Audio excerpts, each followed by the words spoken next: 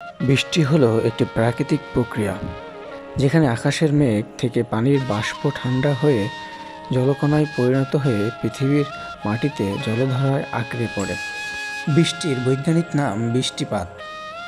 এটি জলচক্র এর একটি গুরুত্বপূর্ণ অংশ। বৃষ্টির প্রক্রিয়া সংক্ষেপে: সূর্যের তাপে নদী, পুকুর, সাগর ইত্যাদি পানি বাষ্পে পরিণত হয়। একে বলা হয় বাষ্পভবন।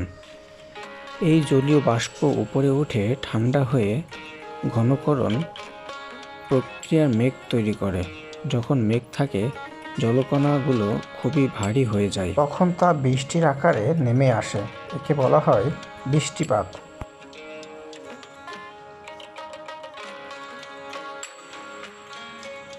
তবে বৃষ্টির উপকারিতাও কিন্তু রয়েছে।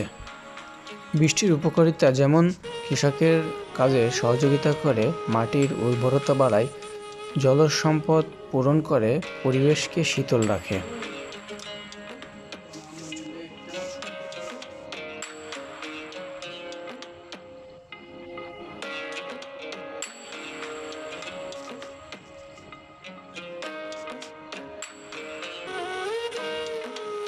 বৃষ্টি হলো একটি প্রাকৃতিক সৌন্দর্যের অভিব্যক্তি।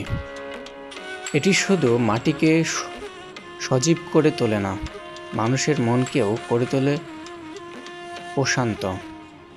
বৃষ্টির শব্দ, তার গন্ধ, তার ছন্দের উপর টুপটাপ শব্দ যেন এক ধরনের আবেগ জাগিয়ে তোলে।